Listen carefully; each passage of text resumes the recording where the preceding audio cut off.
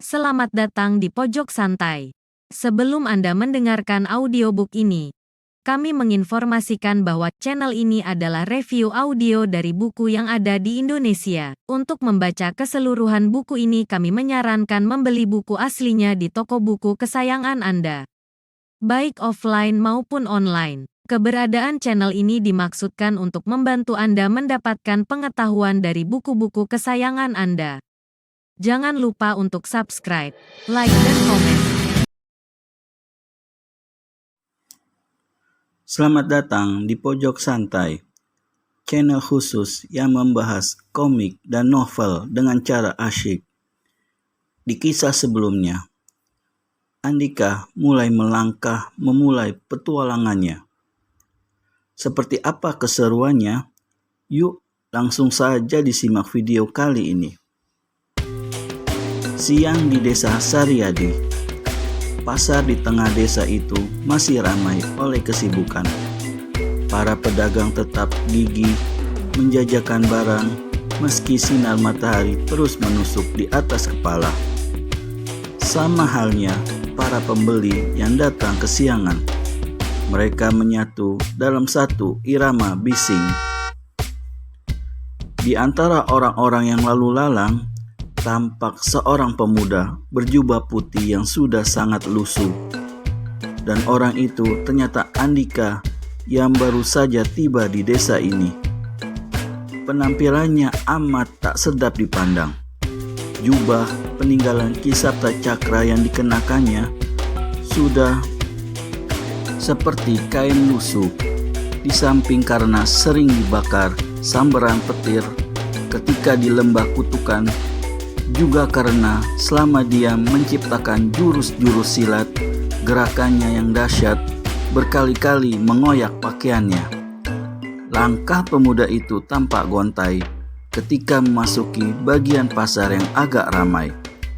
Di kanan kirinya, orang-orang sibuk dengan urusan masing-masing, tampak memperdulikan kehadirannya. Barangkali mereka sudah terlalu sering menemukan pengemis yang berpakaian compang-camping seperti Andika di pasar ini. Andika tidak tahu apa tujuannya ke pasar yang memusingkan ini. Bahkan tidak tahu kemana tujuannya yang pasti. Dia hanya ingin berjalan sampai benaknya menemukan rencana untuk memulai tugas yang diemban. Lebih jauh memasuki pasar, beberapa pedagang yang tak mendapat pembeli memperhatikan Andika. Mereka berbisik satu sama lain, lalu memperdengarkan tawa tertahan sampai ke telinga Andika. Makin memasuki pasar, makin banyak orang yang memperhatikannya. Seakan-akan dirinya adalah tontonan menarik. Sialnya lagi, ada beberapa orang yang tak sungkan-sungkan tertawa terbahak-bahak persis di depan hidung Andika. Jelas saja Andika kebingungan. Alis legamnya terangkat tinggi. Sementara tangannya terangkat ke depan dada dengan telapak terbuka seperti hendak bertanya.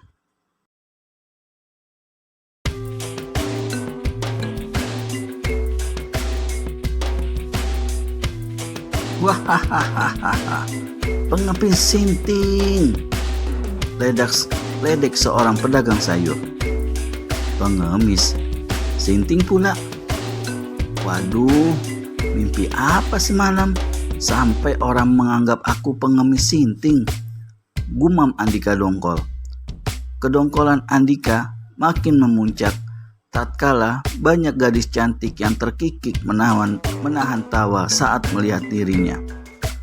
Wajahnya yang tirus dan agak pucat mendadak merah matang. Hidungnya pun sudah kembang kempis seperti hidung kelinci. Rasanya saat itu dia ingin mendengus berkali-kali agar panas dalam dirinya bisa terbuang. Apa salahku? Bentak Andika tiba-tiba.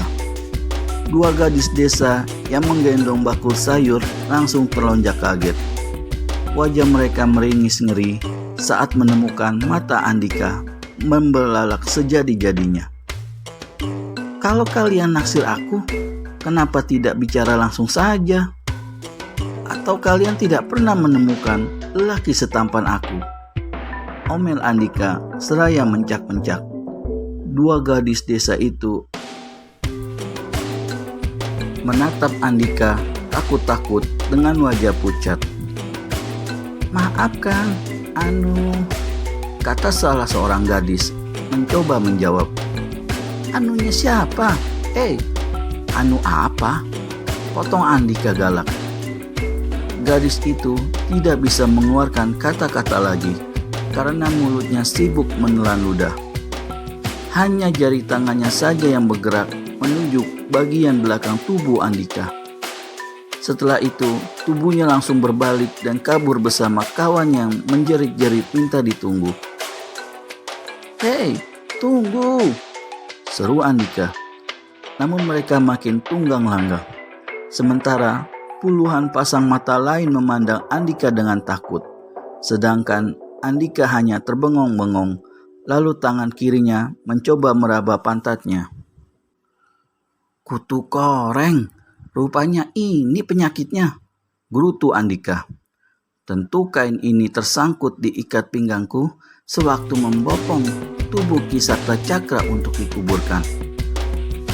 Pantas saja mereka menganggap Andika sebagai orang sinting. Bagaimana tidak? Ternyata persis di pantatnya menjulur kain bercorak papan catur yang terlihat seperti ekor. Kain itulah yang dimaksud gadis tadi. Andika menggoyang-goyangkan pantatnya, membuat kain itu bergerak-gerak gemulai. Ekor kuda pun tak sebagus ekorku, gumam pemuda itu menghibur diri di sela kejengkelan.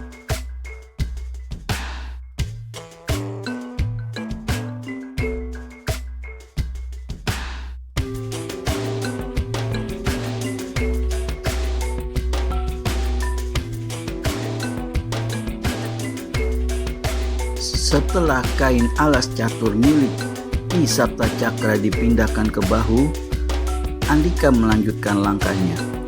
Tidak dipedulikannya lagi beberapa orang yang masih menertawakan di sepanjang jalan. Perutnya sudah berontak minta diisi. Menurutnya, perut inilah yang lebih baik diurus.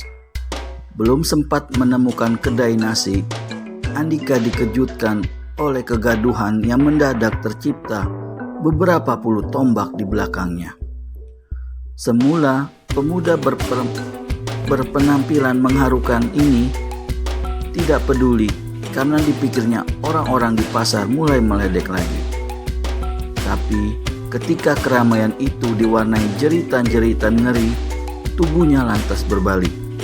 Saat itu mata tajam Andika dapat menangkap kepulan asap hitam mulai menodai angkasa. Lalu para pengunjung pasar berhamburan kian kemari tanpa terkendali. Suasana sudah seperti dilabrak gempa. Andika tidak yakin kalau kejadian itu hanya kebakaran biasa. Pasti ada sesuatu yang tidak beres di balik kebakaran itu. Jiwa kependekaran Andika kontan tergetar. Pijar kesatriaannya meletup di dadanya. Bisikan dari relung hati terdalamnya menyemangati kalau tugas telah menanti. Tanpa menunggu teriakan menyayat melabrak telinganya lagi, tubuh Andika melesat cepat menuju asal kericuhan. Di antara puluhan orang yang berlari simpang siur, tubuh Andika berkelebat lincah disertai ilmu meringankan tubuh seperti walet di antara batu-batu karang. Tak heran, dalam sekejap saja Andika sudah tiba di tempat kejadian dan tubuhnya langsung melenting ke udara. Lalu sepasang kakinya menjejak mantap di atas sebuah kedai dekat bangunan yang dilahap api. Beberapa tombak di bawah tampak 5 lelaki kasar sedang menghajar seorang pemuda. Mereka memukul, menendang, menginjak, dan menyeret secara bergantian. Bagi kelima lelaki itu, pemuda yang dihajar habis-habisan tidak lebih dari anjing geladak.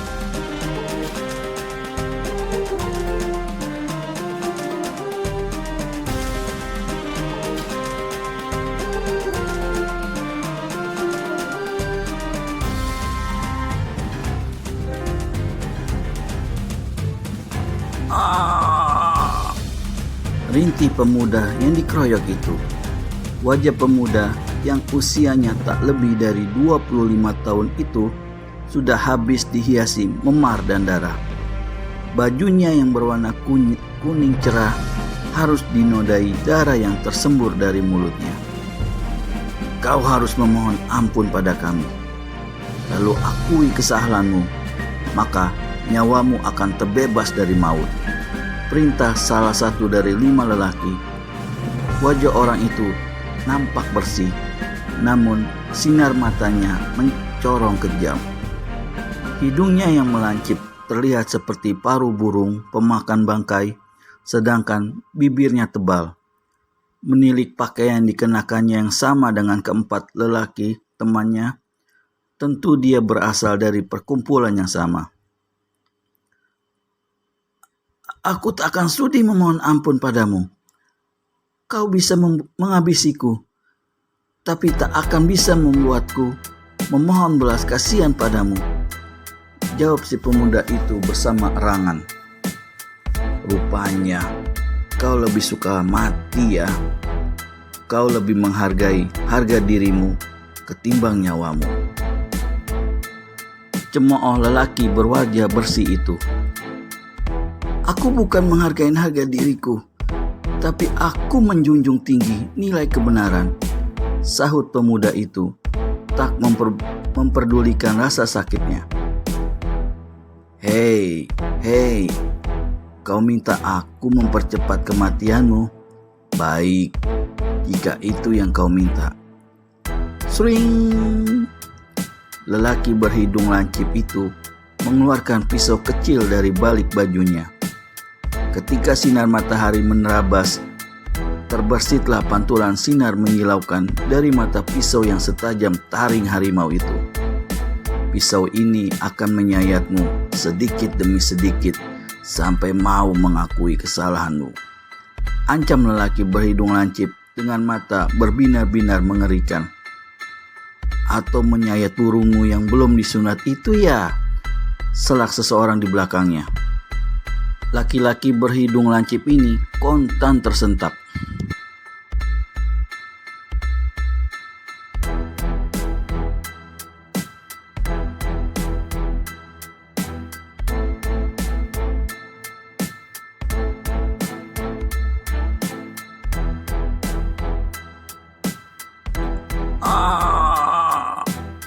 Rintih pemuda yang dikeroyok itu.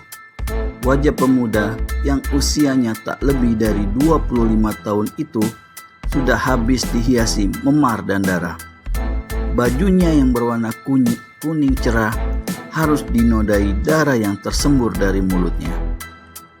Kau harus memohon ampun pada kami, lalu akui kesalahanmu, maka nyawamu akan terbebas dari maut. Perintah salah satu dari 5 lelaki. Wajah orang itu nampak bersih, namun sinar matanya mencorong kejam. Hidungnya yang melancip terlihat seperti paruh burung pemakan bangkai, sedangkan bibirnya tebal. Menilik pakaian dikenakannya yang sama dengan keempat lelaki temannya, tentu dia berasal dari perkumpulan yang sama. Aku tak akan sudi memohon ampun padamu. Kau bisa menghabisiku, tapi tak akan bisa membuatku memohon belas kasihan padamu, jawab si pemuda itu bersama erangan. Rupanya kau lebih suka mati ya. Kau lebih menghargai harga dirimu ketimbang nyawamu. Cemooh lelaki berwajah bersih itu. Aku bukan menghargai harga diriku, tapi aku menjunjung tinggi nilai kebenaran, sahut pemuda itu, tak memperdulikan rasa sakitnya. Hei, kau minta aku mempercepat kematianmu? Baik, jika itu yang kau minta. Sring! Lelaki berhidung lancip itu mengeluarkan pisau kecil dari balik bajunya. Ketika sinar matahari menerabas, Terbersitlah pantulan sinar menyilaukan dari mata pisau yang setajam taring harimau itu. Pisau ini akan menyayatmu sedikit demi sedikit sampai mau mengakui kesalahanmu. Ancam lelaki berhidung lancip dengan mata berbinar-binar mengerikan. Atau menyayat burungmu yang belum disunat itu ya? Selak seseorang di belakangnya. Laki-laki berhidung lancip ini kontan tersentak.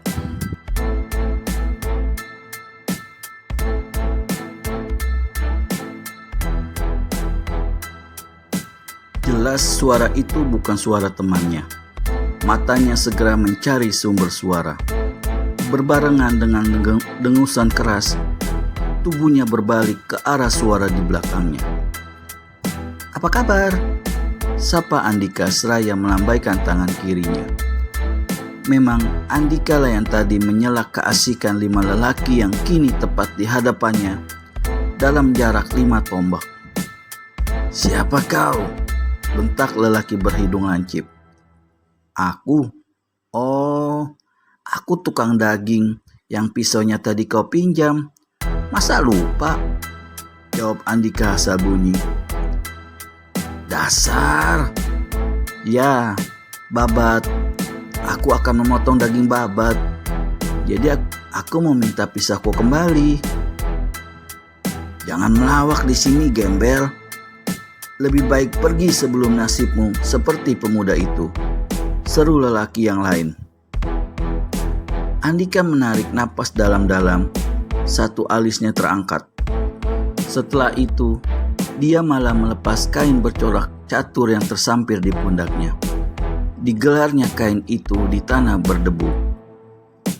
"Kalau pisauku belum juga dikembalikan, aku akan tunggu di sini," kata Andika seraya duduk di atasnya sambil memeluk lutut. Habis sudah kesabaran lelaki berhidung lancip itu.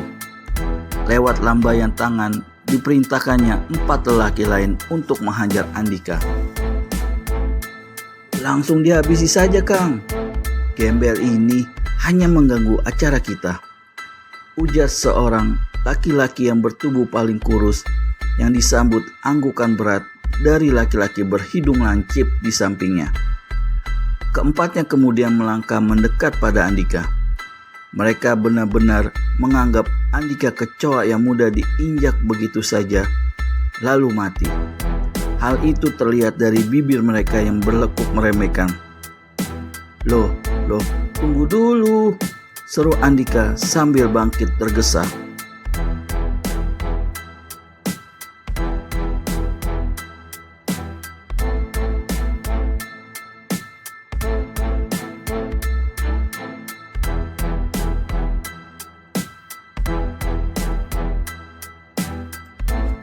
Empat lelaki itu menduga anak muda di hadapan mereka hendak lari, dan mereka memang lebih suka begitu. Dengan demikian, urusan lebih cepat selesai. Maka seketika itu juga mereka menghentikan langkah. "Nanti kalau menyerang, kalian bergerak sekaligus ya. Jangan satu-satu. Aku biasa kerja borongan kok," oceh Andika seraya bangkit. Langsung dikebutkannya kain yang tadi dihamparkan. Maka debu seketika berhamburan dari kain itu. Akibatnya, 4 lelaki yang sudah tidak jauh dari Andika langsung terbatuk-batuk diserbu gulungan debu. "Dasar." Mereka kini bisa menikmati akal bulus Andika. Di lain pihak, anak muda itu terpingkal-pingkal di berondong tawanya membludak. Badannya yang tegap bergelinjang kian kemari seakan dikelitiki sekawanan tuyul. "Hiat!" Sebelum Andika puas tertawa, keempat lelaki itu melabraknya penuh nafsu. Di benak masing-masing hanya berkorbar keinginan untuk mencincang menjadi potongan-potongan kecil tubuh pemuda yang telah mempermainkan mereka. 2 lelaki serempak membabat, satu ke bagian kepala dan yang lain ke bagian dada Andika. Andika hanya menggeser tubuhnya ke belakang maka sabetan ganas itu hanya memakan angin.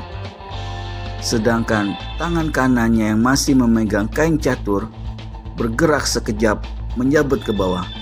Cetat, cetat. Begitu cepat gerakan Andika sehingga tak seorang pun yang mampu menghindari. Kedua lelaki yang ingin merencah tubuh Andika lebih dulu mendapat rezeki lumayan.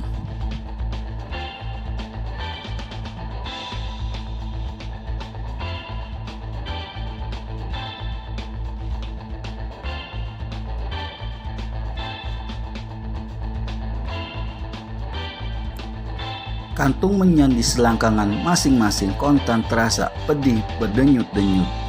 Terkena sabetan kain Andika, bahkan ngilunya sampai ke hulu hati. Dan keduanya langsung melompat-lompat blingsatan sambil memegangi bahagian rahasia yang terkena itu. Sementara itu, dua lelaki lain mencoba membokong. Golok mereka berdesing deras di belakang Andika.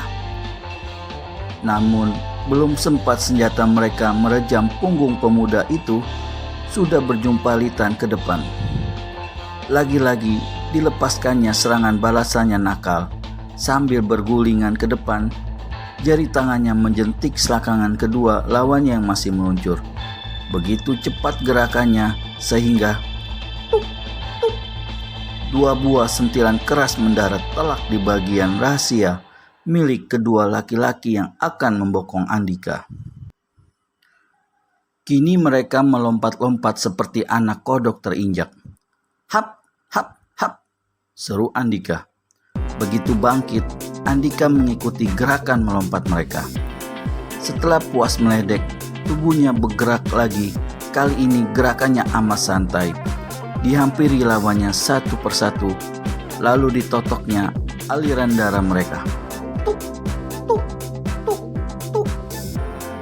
Tubuh keempat laki-laki itu langsung ambruk. Begitu mendapat totokan di punggung masing-masing. Bruk! Kalian istirahat dulu ya manis. Aku akan mengurus kawan kalian yang belum kebagian jatah. Ucap Andika seraya mengelus jenggot seorang lawannya. Mendengar perkataan Andika barusan, tentu saja lelaki berhidung lancip yang tadi tidak ikut menyerang jadi tergagap. Matanya mendelik seperti hendak melompat keluar, membayangkan ketakutan yang amat sangat. Dia membayangkan benda-benda rahasia kawannya sudah pecah semua. Padahal Andika hanya menyalurkan sedikit tenaga dalamnya saat itu. Meski begitu, mereka tetap mengerang-erang dengan mata melotot. Dan ini dikira laki-laki berhidung lancip itu keempat temannya sedang mengalami sekarat. Pikir punya pikir, akhirnya lelaki itu memutuskan untuk lari. Dengan wajah bertekuk-tekuk ketakutan, kakinya bergerak lebar-lebar. Dia berusaha kabur, namun kena! Teriak Andika.